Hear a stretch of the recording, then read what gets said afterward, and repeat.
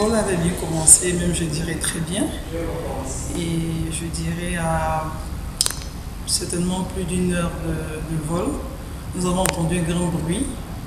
Et pour ceux qui étaient du côté de l'un des moteurs, on dit qu'il y avait de la flamme.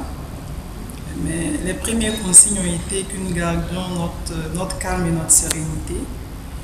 Et nous sommes restés quelques minutes d'attente dans l'espoir qu'une des hôtesses nous dise quelque chose. Et puis après, le commandant de bord nous a parlé, il nous a expliqué pourquoi est-ce qu'on entendait tous ces bruits. Il nous a dit que l'un des 4 moteurs avait explosé en plein vol, mais il nous demandait de garder notre sérénité, notre calme, et que nous faisons demi-tour sur Abidjan. Ils sont en train de vider le kérosène de l'avion, que nous restons calmes. Donc nous sommes restés calmes. C'est vrai qu'à l'atterrissage, il y a eu quelques secousses, il y a eu beaucoup de frayeurs à l'atterrissage, mais nous disons Dieu merci. Dieu merci, nous sommes revenus sains et saufs.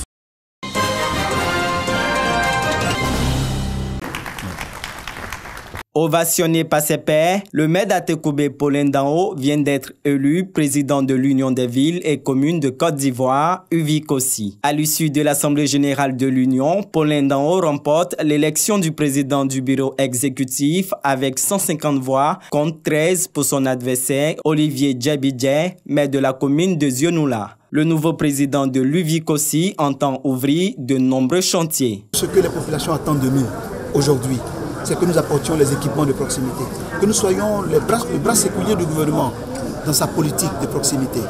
Nous devons faire en sorte que la croissance connue par notre pays devienne une croissance inclusive. C'est par la participation citoyenne que nous incarnons en tant que maire que nous allons réaliser cela.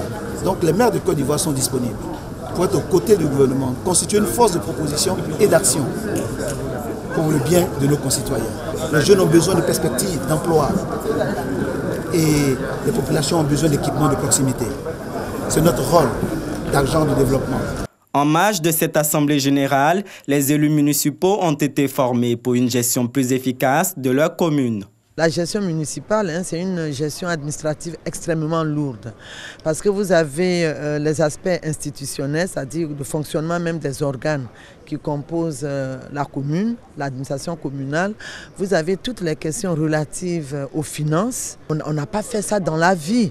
Nous avons donc besoin de toutes ces compétences, disons, pour que nous puissions effectivement faire face aux besoins de nos populations. Nous sommes de nouveaux élus. Et il était important que nous puissions venir voir et nous imprégner de nos tâches, de nos missions par rapport à nos populations locales. Nous sommes là pour essayer de comprendre un peu quels sont les rudiments qu'on peut nous apporter pour mieux comprendre la mission qui est la nôtre et être plus efficace sur le terrain. Le ministre de la Ville, François Amichia, a apporté son soutien au maire et décliné quelques projets de son département ministériel. Il s'agit notamment de la mise sur pied d'une politique nationale de la ville, de la création d'un observatoire des données urbaines et d'un programme d'urgence de mise à niveau des quartiers défavorisés.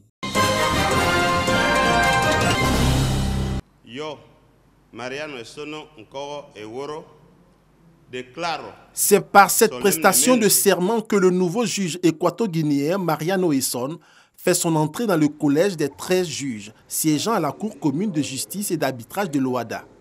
Il a été élu pour un mandat de 7 ans, non renouvelable. Bien avant, c'est l'Ivoirien Edmond Aka, nommé nouveau greffier en chef, qui prêtait lui aussi serment. Les juges à la CCJA sont élus par le Conseil des ministres de l'OADA, mais au terme d'un processus de sélection. Pour ce qui concerne le greffier en chef, la sélection se fait au niveau du secrétariat permanent de l'OADA qui est à Yaoundé, qui réceptionne toutes les candidatures. Et à la fin de ce processus, on donne une sélection au président de la Cour qui consulte ses collègues pour la désignation du greffier en chef. Le président de la Cour commune de justice et d'arbitrage a invité ses 2 nouveaux collaborateurs à faire preuve d'intégrité et d'impartialité dans le traitement des litiges. Une interpellation qui s'explique par l'enjeu que revêt cette Cour commune à 17 pays africains. Nos 17 États ont décidé de mutualiser, de mettre en commun la fonction de juge de cassation dans un domaine bien précis, qui est celui du droit des affaires, OHADA. Au titre des contentieux, la Cour commune de justice et d'arbitrage de l'OHADA a enregistré 465 procédures pendantes à la rentrée de la Cour le 1er octobre 2018.